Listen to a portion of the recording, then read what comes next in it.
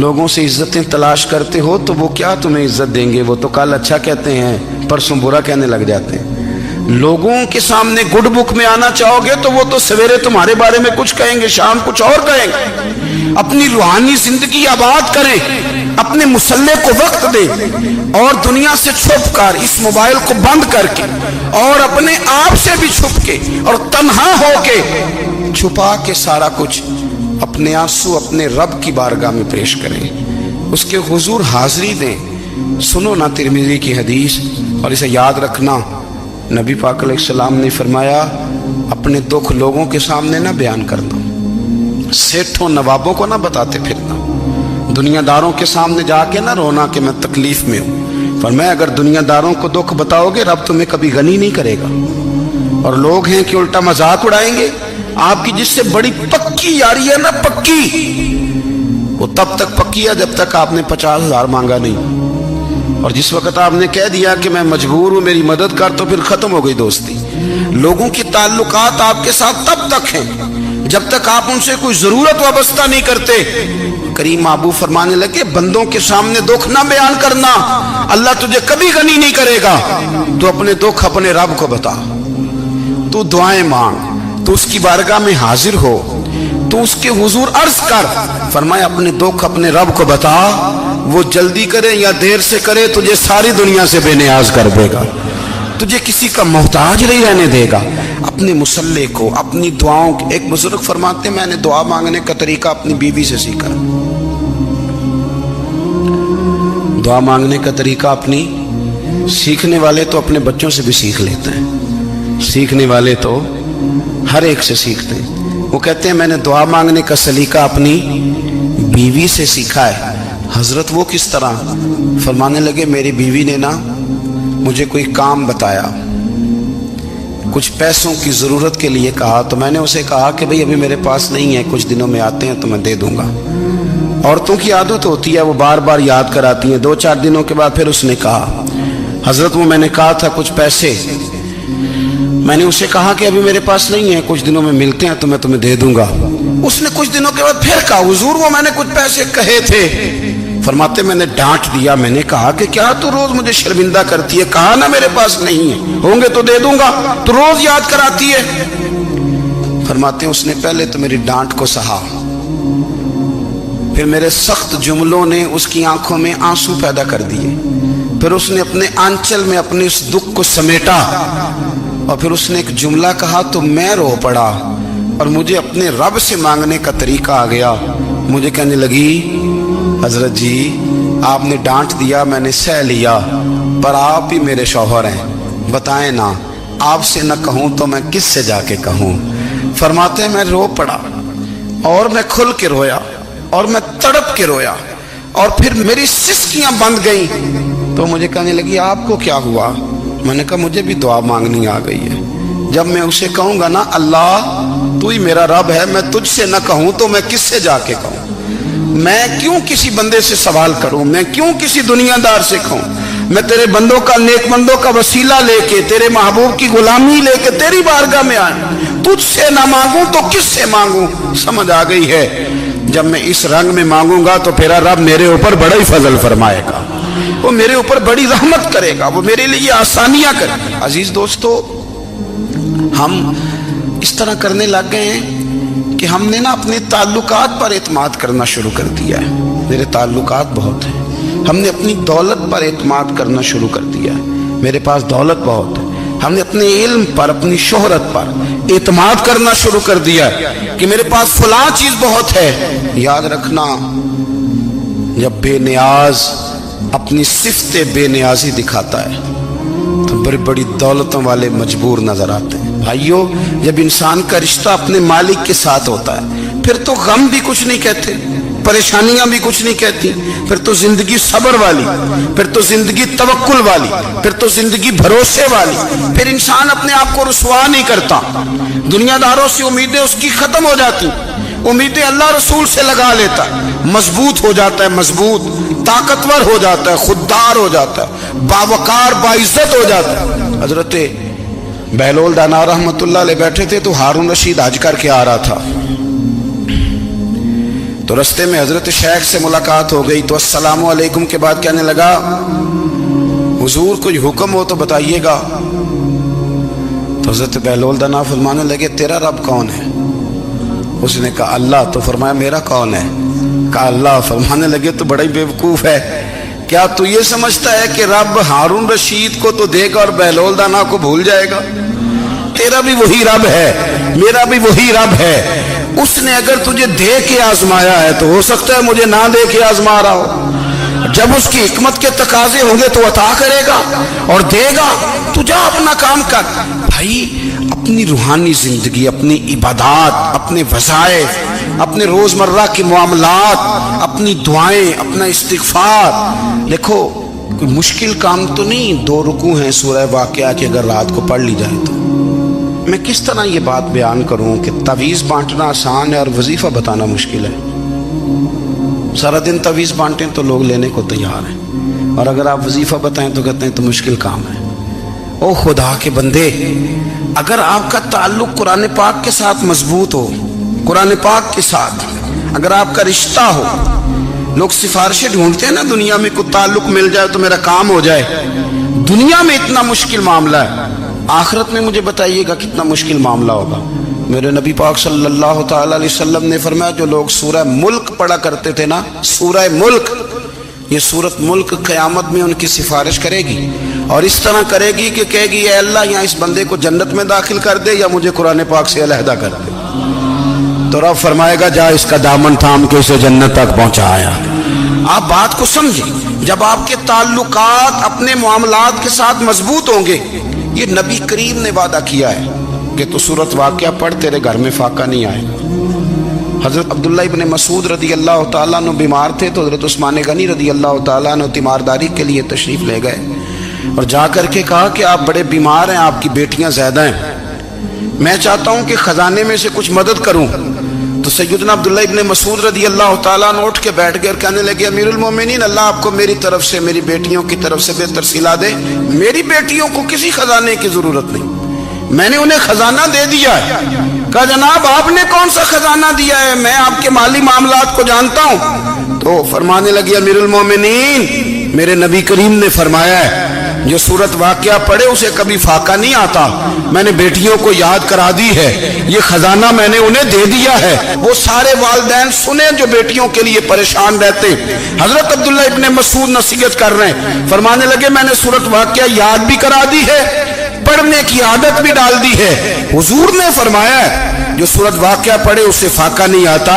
کہنے لگے چاند تو اپنی جگہ چھوڑ سکتا ہے، سورج گر سکتا ہے، تارے ٹوٹ سکتے ہیں، پر مدینے والے رسول کی بات غلط نہیں ہو سکتی۔ حضور نے فرمایا فاقہ نہیں آئے گا تو انشاءاللہ کبھی بھی نہیں آئے گا۔ کرنے کا کام یہ ہے کہ ہم اپنے معاملات، اپنی عبادات، اپنی دعائیں کبھی 10 منٹ عادت ہو جائے نا دعا مانگنے کی علیحدہ سے رات کو۔ حضور نے فرمایا جو فرض نماز کے بعد دعا مانگے اللہ اس کی قبول کر لیتا ہے۔ نبی پاک صلی اللہ تعالی علیہ وسلم نے فرمایا اللہ مسافر کی دعا قبول فرماتا ہے۔ حضور نے فرمایا اللہ مظلوم کی دعا قبول فرماتا ہے۔ حضور نے فرمایا بیمار سے دعا کراؤ اللہ اس کی دعا قبول فرماتا ہے۔ میرے نبی پاک نے فرمایا ماں باپ جب بھی اولاد کے لیے ہاتھ اٹھائیں، ویسے تے بلے شاہ تو آسمانی اڈ دیا ہی پھڑ دیں، جڑا گھر بیٹھا انہوں بڑھیا ہی نہیں۔ حضور فرمانے لگے ماں باپ جب بھی اولاد کے لیے دعا فرمائیں اللہ ان کی دعا کو قبول کرتا ہے۔ آپ اپنا تعلق بنائیں، دعا کے ساتھ، عبادت کے ساتھ، مصلی کے ساتھ رشتہ بنائیں، استغفار پڑھیں۔ صلاح الدین ایوبی صلیبی جنگوں میں تھے، رات کو مسجد اقصی میں نماز پڑھی تو پریشان تھے۔ ایک بزرگ سے ملاقات ہوئی تو وہ کہنے لگے کہ آپ بڑے پریشان ہیں۔ کہنے لگے حضور پریشان اس لیے ہوں کہ پہلے ہی مسلمان کمزور ہے، اب میں نے سنا ہے دشمن کا ایک بحری بیڑا وہ جنگی سامان سے بھرا ہوا آ رہا ہے، تو اب ان کے پاس اور تلواریں اور نیزے آ جائیں گے، مسلمانوں کے پاس پہلے ہی وسائل کی کمی ہے، پریشان ہو کس طرح کر کے مقابلہ کریں گے۔ یہ بات کہتے ہی صلاح الدین ایوبی نے بزرگوں سے کہا حضور آپ بھی دعا کرنا، دعا کی بڑی طاقت ہے. میرے نبی پاک نے فرمایا دعا مومن کا ہتھیار ہے. دعا مومن کا حضور نے فرمایا تقدیر کو سوائے دعا کے کوئی چیز نہیں بدل سکتی. دعا مومن کا ہتھیار ہے. یہ کافر کے پاس کوئی نہیں، یہ ہتھیار ہے مومن کا. اللہ کرے آپ کو سمجھ آئے. پھر سنیں، کئی بار کہہ چکا ہوں یہ ہتھیار ہے. کافر کے مقابلے میں جو تیرے پاس سب سے بڑا ہتھیار ہے وہ دعا ہے. دعائیں کرانی چھوڑ دی، کرنی چھوڑ دی، لینی چھوڑ دی. حضرت سیدنا انس بن مالک رضی اللہ تعالیٰ عنہ فرمایا کرتے تھے میں نے وہ رنگ دیکھا ہے جب حضور دعا مانگتے تھے اور حضور کی مقدس آنکھوں میں آنسو بھی ساتھ ہی بہا کرتے تھے. میں نے وہ انداز دیکھا ہے. تو صلاح الدین ایوبی بزرگ سے کہنے لگے آپ بھی دعا کیجیے، اور خود رونے لگے اور سر سجدے میں رکھ کے رونے لگے اور عشاء سے لے کر فجر تک روئے، خوب روئے. صبح وہ بزرگ آئے تو صلاح الدین ایوبی کا خوبصورت اور ہنستا ہوا چہرہ دیکھا. کہنے لگے آپ بڑے خوش ہیں، رات تو میں نے بڑے روتے ہوئے دیکھا تھا. تو کہنے لگے حضور وہ جو بحری بیڑا آ رہا تھا نا وہ پانی میں ڈوب گیا ہے، اب وہ نہیں آ رہا، ابھی خبر آئی ہے تو میں بڑا خوش ہوں. بزرگ کہنے لگے اوٹ سینے سے لگ اور سن ایک بات، وہ بحری بیڑا پانی میں نہیں ڈوبا، وہ تیرے آنسوؤں میں ڈوب گیا ہے. وہ جو تو رات رویا ہے نا رب کریم کی بارگاہ میں تو وہ ڈوب گیا ہے. حضرت عائشہ صدیقہ رضی اللہ تعالیٰ عنہ فرماتی ہیں ایک عورت تھی اور اسے نبی پاک صلی اللہ تعالیٰ علیہ وسلم نے نا وہ کلمہ پڑھ کے مسلمان ہوئی، مدینہ طیبہ آ گئی تو حضور نے مسجد نبوی شریف میں اس کے لیے مکان، ایک سادہ سا کمرہ ساتھ مسجد کے بنوا دیا، وہیں رہنے لگی. اکثر وہ سیدہ طیبہ کے پاس آتی تو حضرت عائشہ صدیقہ رضی اللہ تعالیٰ عنہ فرماتی ہیں وہ بڑی باتیں سناتی اور آخر میں کہتی وہ ہار والا دن بھی بڑا عجیب دن تھا اور میرے رب کی قدرتوں کا دن تھا، وہ بھی بڑا عجیب دن تھا. سیدہ عائشہ صدیقہ رضی اللہ تعالیٰ عنہ ایک دن فرمانے لگی کہ تو ہار والے دن کا بڑا ذکر کرتی ہے، وہ کیا دن تھا؟ تو خاتون کہنے لگی اماں جی وہ دن تھا جب میرے رب پر بھروسہ اور مضبوط ہو گیا، جس دن میرا اپنے رب پر توکل اور بڑھا، میرے ایمان میں یقین میں اور پختگی آئی. کہنے لگی میں ایک گھر کی کنیز تھی، نوکرانی تھی، اس گھر میں ایک بچی تھی جس کے پاس سونے چاندی ہیرے جواہرات کا ہار تھا. اس زمانے میں نا چمڑے کے اوپر لوگ ہیرے جواہرات لگاتے تھے، کئی دفعہ سرخ رنگ کے چمڑے پہ لگائے جاتے تھے.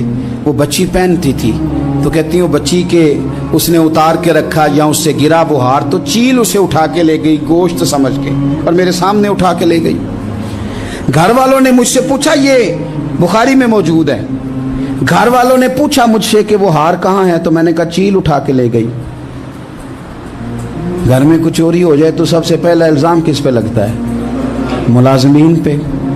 کہتے انہوں نے مجھے بڑا مارا، بڑی تکلیف تھی، حتیٰ کہ میری شرمگاہ تک کی تلاشی، میری عزت اتنی خراب کی میں بتا نہیں سکتی.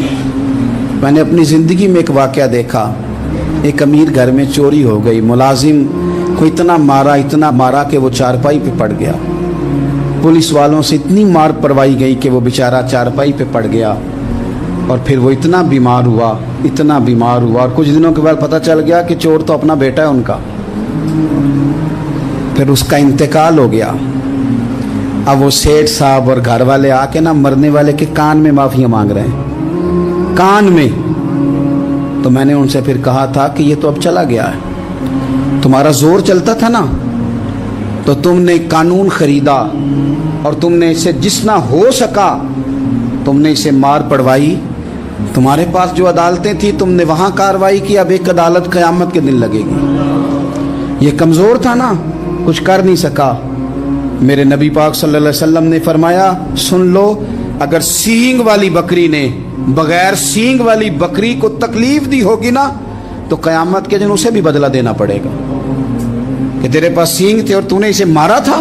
وہ خاتون عرض کرتی ہے سیدہ عائشہ کی خدمت میں کہ مجھے بڑا مارا، مجھے تکلیف دی، میں کہہ رہی تھی کہ میرے سامنے چیل لے گئی ہے پر وہ نہیں مان رہے تھے. اماں جی انہوں نے مجھے بڑا مارا. حضرت عائشہ صدیقہ کہتی ہیں پھر کیا ہوا؟ کہنے لگی اماں جی جب کوئی میرا مددگار نہ رہا، مجھے تکلیف دے رہے تھے، رسوا کر رہے تھے، تو میں نے اپنے رب سے مدد چاہی، میرے رب کی طرف میں نے توجہ کی. میں نے کہا مالک اب تو ہی میرا مددگار ہے، कहती है वो मुझे मार रहे थे तो वो चील जो हार ले गई थी वही लेके वापस आ गई, और हमारे सरों के करीब ला के उसने जब उस हार को फेंका, वो मुझे छोड़ के साइड पे हुए, वो मेरी बेगुनाही जान गए। लेकिन आपको बताऊं, उस दिन से मेरा अपने रब पर यकीन और बढ़ गया। मुझे समझ आ गई कि जब इंसान पूरा टूट जाता है और जब कोई चारों जानिब उसका मददगार नहीं होता, तो रब तो होता है ना, अल्लाह तो उसका मददगार होता है ना, वो तो फिर अपने उस बंदे की मदद करता है ना, फिर वो तो तवानाई देता है ना, वो तन्हा नहीं छोड़ता, वो तो आंसुओं वालों के आंसुओं पे बड़ा करम फरमाता है, वो तो कसम पुरसी में आ जाता है, उसकी रहमत बढ़ के इस्तकबाल कर लेती। ओ मेरी मिल्लत के जवानों, मजा नहीं आ जाता जब सारी दुनिया सोई हो, सारी दुनिया, और बिस्तर भी गर्म हो और नींद भी पूरा गलबा कर रही हो, और अचानक घंटी बजे दिमाग में, आंख खुले, घड़ी पे नजर पड़े 3:30-4 बजे का पैगाम घड़ी बताए, और कोई चढ़ती जवानी वाला उठ के वुजू करे, और जब वो मुसल्ला खोल के बिछाए तो मदीने वाले महबूब कहते हैं कि हर नमाज पे रब सवाब देता है, और जो उठ के तहज्जुद की नमाज पढ़े उसे देख के तो रब मुस्कुराता है, जो उसकी शान के लायक है, जो उसकी शान के लायक, वो मुस्कुराता है, खुश होता है कि मेरा बंदा तहज्जुद में उठ गया, वो मुस्कुराता है। काश हमारी सुबहें कभी अपने मालिक के नाम हो जाएं, काश के सुबह। हजरत अबुल हसन रहमतुल्लाह ताला अलैह हजरत माज इब्ने जबल रदी अल्लाह ताला अन्हु के पास बैठा करते थे।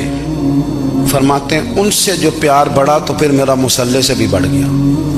ताबी हैं, फरमाते हैं सहाबी रसूल से मोहब्बत हुई तो जिक्र से भी हो गई, फिर दुरूद शरीफ से भी हो गई। मोहब्बत उनसे बढ़ी तो फिर अल्लाह ने मस्जिद का प्यार भी बढ़ा दिया। आप फरमाते हैं कि मेरी हर वक्त तबीयत चाहती थी कि बस अल्लाह अल्लाह करूं, बस अल्लाह अल्लाह करूं, बस ना मैं ज़रा थोड़ी जान छुड़ाऊं लोगों से, को 10 मिनट मिले तो मैं कुछ 4 नफल पढ़ लूं, मैं थोड़ा सा ना बचूं लोगों से, और मुझे तस्बीह मिले तो मैं ना कुछ 400-500 दफा इस्तिगफार पढ़ूं, सुभान अल्लाह, अल्हम्दुलिल्लाह, अल्लाहु अकबर, ला हौला वला कुव्वता इल्ला बिल्लाह, मैं ना तस्बीहात पढ़ूं। फरमाते हैं कि बच्चे थे घर में 6-7, गुर्बत थी, काम मिलता कोई नहीं था, और मैं काम चोर नहीं था, काम ढूंढता था, पर अल्लाह की कुदरत के काम नहीं मिलता था। फरमाते हैं कि मैंने एक दिन अपनी अहलिया से कहा कि आज मैं फिर जाता हूँ काम ढूंढने, तो मेरी बीवी बड़ी फरमा बरदार थी, पर उस दिन ना गुर्बत के हाथों तंग आके कहने लगी, आज नाना कोई तो चीज़ लेके आया, तो मुझसे बच्चों की भूख नहीं देखी जाती, ये सब रोगां दा रोग मुहम्मद जिसदा नाम गरीबी, कंड बुला के लंघ जाते नहीं दोस्त यार करीबी, तो आज ना कुछ लेके आया तो मैं बच्चे लेके चली जाऊंगी। शेख फरमाते हैं कि मैं बड़ा परेशान घर से निकला, पर मैंने सुबह से लेके जोर तक काम ढूंढा, काम मिला कोई नहीं, तो मेरे दिल में ख्याल आया चलो काम नहीं मिलता तो अल्लाह अल्लाह तो करे ना, चलो बंदों की मजदूरी नहीं मिलती तो रब करीम की इबादत ही करते हैं। फरमाते हैं कि मैंने ना फुरात के पानी से वुजू किया, नहर के, शदीद धूप थी, साथ रेत थी और रेत तप रही थी, मैंने अपना रुमाल वहीं मुसल्ला के तौर पर बिछा लिया, और फरमाते हैं कि जोर से लेकर असर तक नमाज पढ़ी, धूप भी पूरे जोर पे, पर मेरे सजदे का ज़ौक़ भी पूरे जोर पे। फरमाते हैं सूरज भी चमक रहा है और रब की इबादत का ज़ौक़ भी पूरे जोर पे, मैं सजदा करूं तो फिर मेरा उठाने को जी ना चाहे। मेरे उस्ताद लिखा करते थे, ये उनका शेर है, वो कहा करते थे मुझे सोज दे, मुझे साज दे, और मुझे नीम शब का न्याज दे, दमे सजदा खुद को मैं तोड़ दूं, मुझे ऐसा ज़ौक़े नमाज दे। और मैं तेरी बहार का फूल हूँ, मैं खिला भी हूँ तो तेरे लिए, मुझे मेरी शाख से तोड़ ले, मुझे अपनी जुल्फ का नाज दे। भाई फरमाते हैं कि असर तक मैंने नफल पढ़े, दिल ढलने लगा, असर की नमाज पढ़ी और मैं वहां से चला।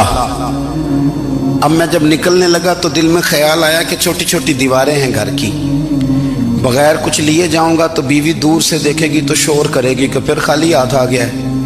कहते मैंने अपने उसी रुमाल में जिस पे मैंने नमाज पढ़ी थी ना, रुमाल में की आखी दे पंजाबी च साफा, कहते हैं उसी में ना मैंने कुछ रेत भर ली कि वो दूर से देखेगी तो समझेगी कुछ लेके आया है, चलो जाके उसे बता दूंगा कि आज फिर मजदूरी नहीं मिली। कहते हैं वो रेत लेकर जब मैं घर में गया तो पहले बीवी दरवाजे पे खड़ी होती थी, पूछती थी खाली हाथ आ गए हो? आज मैंने देखा तो है ही कोई नहीं। फरमाते मैं अंदर दाखिल हुआ, सलाम लिए, कोने में मैंने वो रुमाल रख दिया और मैंने आवाज दी कि भली मानस कहाँ हो? तो वो कहने लगी आप मुंह हाथ धो ले, मैं रोटी लेके आई। मैंने कहा रोटी कहाँ से आ गई? यहाँ तो कई दिनों के फाके, तो कई दिनों की गुर्बत है, यहाँ तो इस घर में तो फकीरी है। फरमाते हैं कि वो रोटी लेके आई और उस वक़्त की जो मौजूदा नेमतें थी, समझ ले सलाद अचार हर चीज साथ लाई।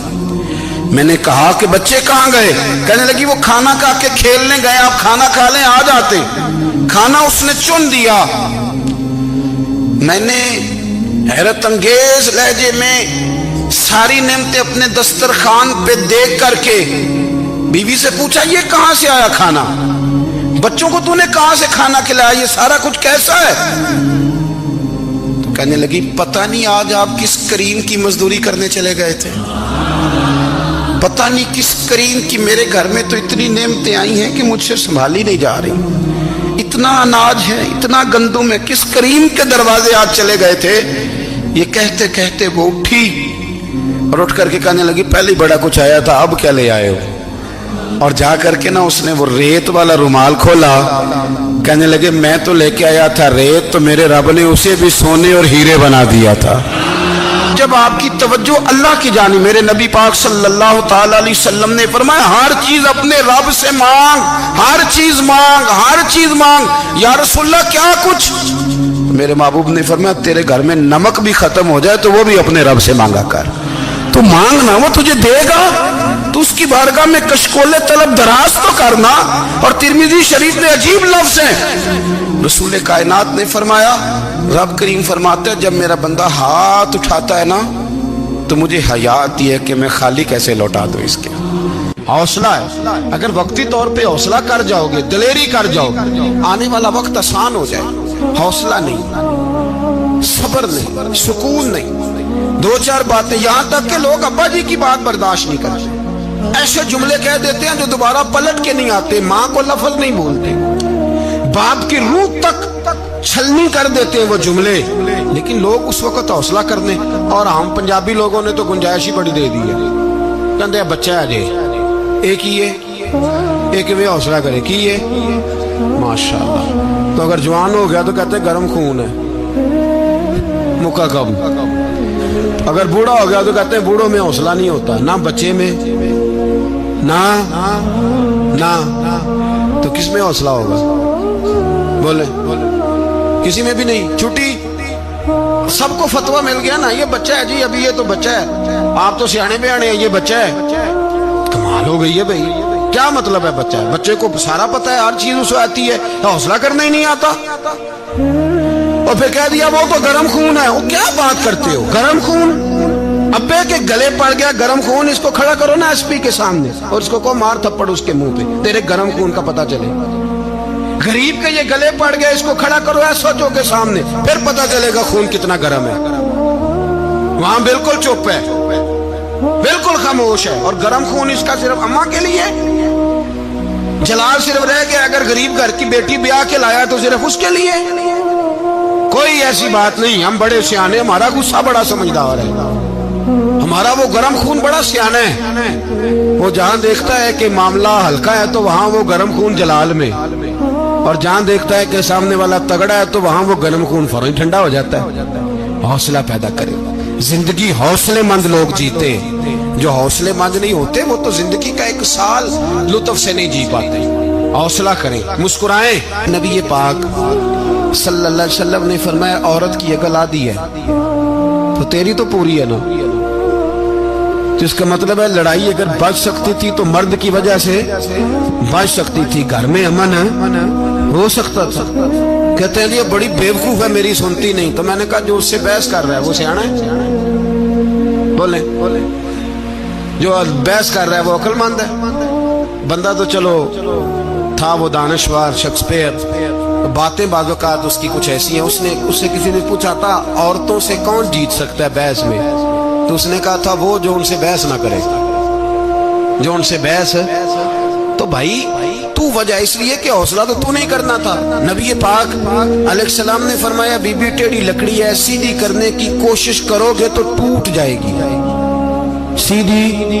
तो फिर कितना बेवकूफ है जो पत्थर से सर रगड़ रहा है, कितना नादान है जो ये हरकत कर रहा है, दरिया में छलांग लगा के कहता है डूबूंगा नहीं। तो भाई हौसला पैदा कर, हिल्म पैदा कर। बहुत सारी ऐसी बातें करेगी जिसमें इश्तियाल आएगा, फटाफट 3 लफ्ज तलाक के दे दिए, अब भागा गया मुफ्ती साहब के पास, ओहो 4 बच्चों का क्या बनेगा। और ये बात पक्की है कि बच्चों को सिर्फ उनकी माँ ही पाल सकती है, उनकी माँ।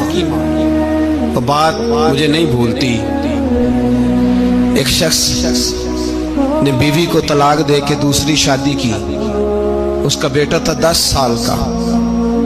तो उसने अपने बेटे से कहा कि बेटे बता पुरानी अम्मा सही थी या ये सही है। उसने कहा नहीं अब्बा वो तो झूठ बड़े बोलती थी, ये सही है। वो झूठी थी, वो झूठ बड़े बोलती थी मेरी सगी अम्मा, ये सच बोलती है। उसने कहा वो कैसे।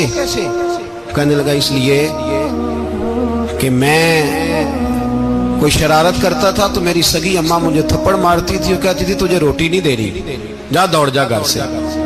तो मैं दौड़ जाता था तो झूठ बोलती थी नहीं देनी, फिर आधे घंटे के बाद मुझे ढूंढने लग जाती थी, ढूंढ के लाती थी, फिर मेरी मिन्नत करती थी, फिर मुझे कहती थी ना मुझे सताया कर, फिर मेरा माथा चूमती थी, फिर मेरी मर्जी का खाना बना के देती थी, फिर मेरे मुंह में लुकमे डालती थी।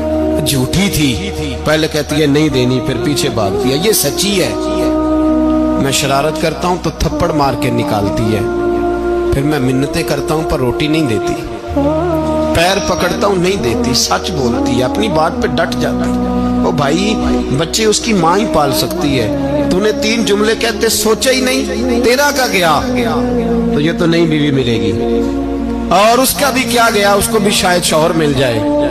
उन फूलों की परवरिश सिर्फ उनका माली कर सकता है, दूसरा कर सकता। तो तूने हौसला ही नहीं किया। ठीक है गलती बीबी की थी, पर तू तो मर्द था ना, तेरे पास तो दलेरी थी, फटाफट 3 तलाक के जुमले कह दिए। और मेरे रसूल पाक अलैहिस्सलाम ने फरमाया जायज काम बड़े हैं पर तलाक जायज तो है, पर मेरे रब को पसंद नहीं, अल्लाह को पसंद। तूने माली भगा दिया जिसने तेरे घर का बाग सेंचना था।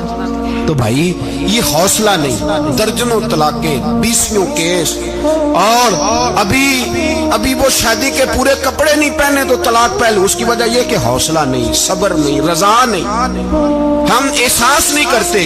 अगर तू ये समझ जाए कि बस अल्लाह ने जो मेरे लिए बेहतर समझा मुझे दे दिया, सही है, मेरी आजमाइश है, क्या है, कुछ है जो उसने बेहतर समझा मुझे, उसने, फिर तू सुखी हो जाए, तेरे लिए जीना आसान हो जाए, फिर तो बहुत सारी परेशानियों से, आजमाइशों से दूर हो जाए। मेरे नबी पाक सल्लल्लाहु ताला अलैहि वसल्लम ने ना उस्मान बिन तलहा काबे की चाबी उनके पास होती थी। तो हुजूर ने एक दिन फरमाया उस्मान, अच्छा ये नहीं था कि उस्मान खास लोगों को चाबी काबा खोल के दिखाते थे, बल्कि उनको कुरैश की जानिब से ये हुक्म था कि जो भी तुझे कहे तूने काबे का दरवाजा खोल देना। नबी पाक अलैहिस्सलाम ने ना हिजरत से 2-4 दिन पहले कहा कि उस्मान जरा चाबी दो, मैंने काबा अंदर से देखना है। बड़े ठंडे दिल से जरा सुनना, इधर देखो मेरी तरफ, इधर देखिएगा जरा मेरे भाई। मैंने एक बंदे से कहा यार पानी की बोतल देना दुकानदार से, एक है उसने कह दिया नहीं मेरे पास। इस बात का कोई गुस्सा, बोलिए। और अगर वो कहे सारे जमाने को मिलेगी आपको नहीं देनी, फिर बोले मेरा ख्याल है चुप करके हंस के आ जाएंगे, सवाल ही नहीं पैदा होता। हम कहेंगे मुझे नहीं ना देनी तूने, तो दुकान उठा यहां से, बंद कर इसे। क्या मतलब है सबको देनी है तुझे नहीं देनी, क्या माने इसका? लेके जाऊंगा, झगड़ा होगा, बहस करेंगे। उस्मान बिन तलहा से हुजूर ने फरमाया दरवाजा खोलो, काबा देखना है। उस्मान कहने लगा मैं सारी दुनिया को दिखाऊंगा, आपको नहीं दिखाऊंगा। कितनी सख्त बात है, पर कुर्बान जाएं रसूलुल्लाह के हौसले पे सल्लल्लाहु अलैहि عثمان کہتے ہیں میں نے یہ بات کی تو نبی پاک مسکرانے لگے، اور میں اچھا نہیں دینی نہیں دینی، تو حضور نے نا مسکرا کے اور میری کمر پہ تھپکی دی، فرمایا اچھا یاد رکھنا یہ چابی میں تجھ سے لے لوں گا، اور جس کو میرا دل کرے گا میں اس کو دوں گا۔ عثمان کہتے ہیں روز رات کو نبی پاک کے یہ جملے میرے کانوں میں گونجا کرتے تھے، گونجتے تھے کہ حضور نے فرمایا۔ کہتے ہیں جس دن پتا چلا نا نبی پاک 10,000 کا لشکر لے کے آ رہے ہیں، تو ابو سفیان میٹنگیں کر رہے تھے، مکے کے سارے سردار تیاری کر رہے تھے، اور میرے کانوں میں ایک ہی لفظ تھا کہ حضور نے فرمایا میں چابی لے لوں گا، پھر جس کو میں چاہوں گا اسے دوں گا۔ عثمان کہتے حد ہو گئی، وقت گزر گیا، حضور آ گئے، طواف فرمایا، اور طواف کے بعد میرے نبی پاک علیہ السلام نے فرمایا بلاؤ نا ذرا عثمان کو۔ عثمان کہتے ہیں میں چابی لے کے آیا تو دوسرا جملہ کوئی نہیں، ساڑھے نا کوئی بندہ مشورہ دے دے دی نہ منیے تے جے کام مونجو ہو جائے نا، جن جو نے مشورہ دیتا سی تے وہ نال ہی غوث پاک بن جاتا ہے، تینوں آکھیا سی نا فوراً ہی داتا علی اجمیری ہو جاتا ہے، وہ کہندے تینوں پتہ نہیں میں کڈا ولی اللہ، تینوں میں آکھیا سی نا انج نہ کر، اور بندہ پریشان ہوتا ہے کام الٹ ہو گیا، اور لاگوں آکھی جاندا ویکھو جی میں تے تانوں پہلوں ہی آکھیا سی جی، عجیب بات ہے، شیخ چلی کی طرح پیچھے پڑ جائے گا، میں نے تو پہلے ہی کہا تھا او بس کر یار، اب تو خواجہ معین الدین اجمیری ہو گیا، بس کرو، مشورہ ہی ہوتا ہے، کسی کا مل جاتا ہے اور کسی کا نہیں لیا جاتا، فوری طور پہ بندہ اٹھ کے نہ تو ولایت کی چوتھی سیڑھی پہ چڑھ جائے گا، کہے گا میں تو ابدال وقت ہوں، میں کتب دورہ ہوں، میں نے تجھے کہا نہیں تھا، بس کر یار۔ کئی دفعہ مشورے صحیح ہوتے ہیں، کئی دفعہ صحیح بولیے۔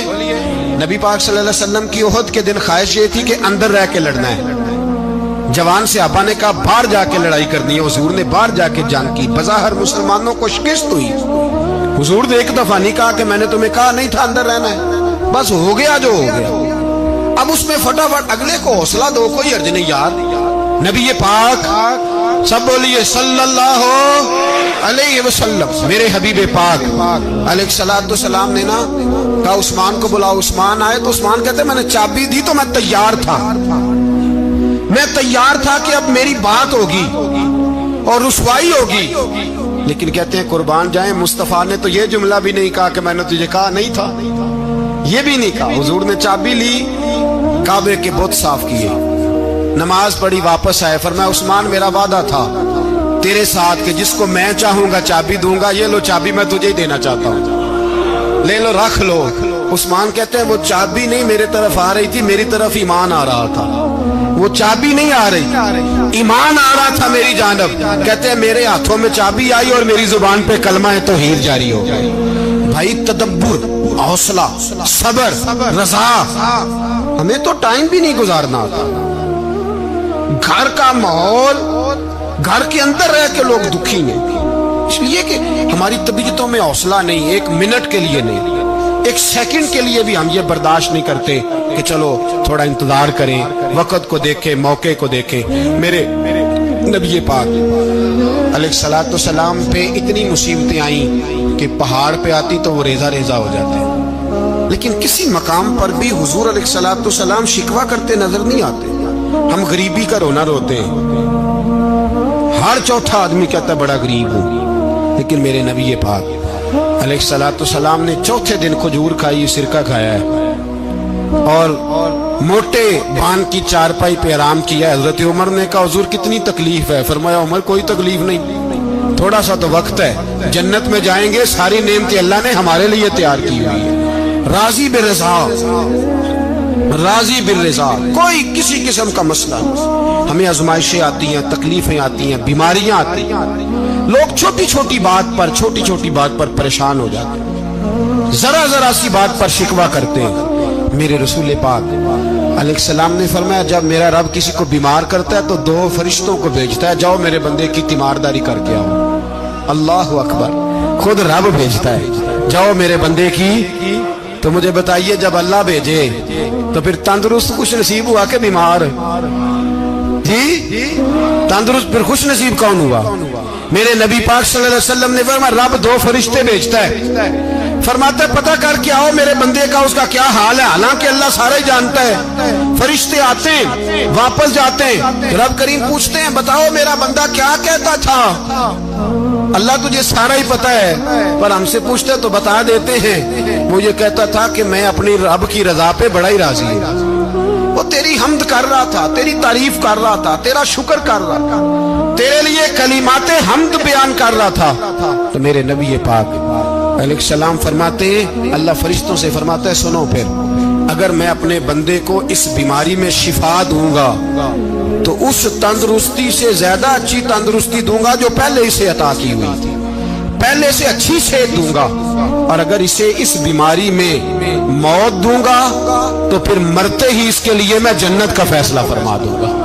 بھائی جب تو راضی بالرضا رہتا ہے، راضی بالرضا، بڑی سادی سی بات ہے بھائی، آپ گھر گئے روٹی مانگی تو اگر کسی نے کہا نا کہ اتنی تھکاوٹ ہے ٹائم پہ آیا کریں اس وقت، تو روٹی تو وہ بھی مل گئی پر اس میں لذت، وہ سکون نہیں، وہ سکون نہیں۔ میری اماں جی سالن پکا کے رکھ لیتی تھی تو روٹی جب بھی کوئی مانگتا تھا تو تازی بنا کے دیتی تھی، ان کی طبیعت تھی۔ تو میں اکثر ان سے کہتا کہ اماں جی پکا کے رکھ دیا کرو، تو کہتے تمہیں خوشی نہیں ہوتی جب تمہاری اماں تازی پکا کے دیتی ہے؟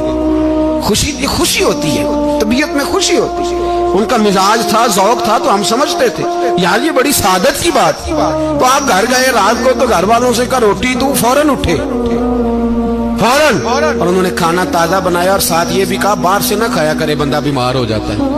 کتنی ٹھنڈک پہنچتی ہے آدمی کے دل کو، سکون ملتا۔ تو بھائی بیماری تو آپ نے کاٹ لی، لیکن ساتھ کہو ہو بڑا بیمار ہوں، میں نے تو اتنے گناہ بھی نہیں کیے، ظلم بھی نہیں کیا، کچھ بھی، اب بیماری تب بھی کٹ گئی۔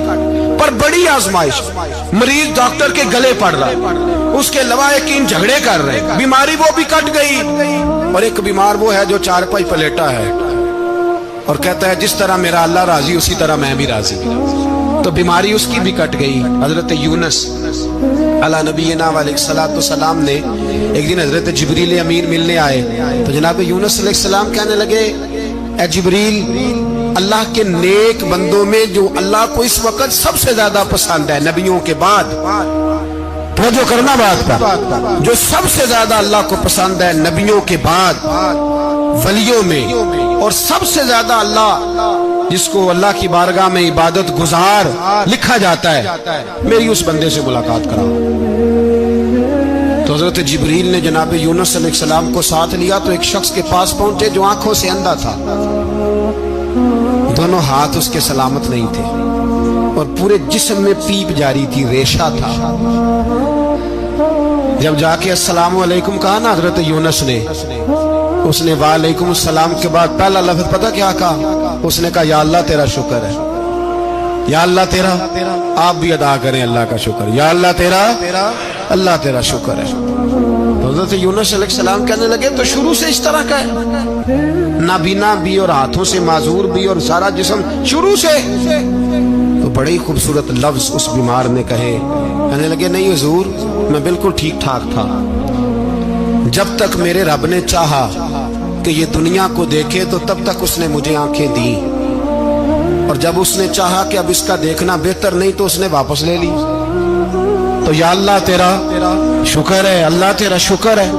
پھر کہا جب تک اس نے چاہا کہ میرے ہاتھ رہے تب تک رہے، جب اس نے چاہا کہ میرے لیے بہتر نہیں تو اس نے لے لیے، تو یا اللہ تیرا شکر ہے۔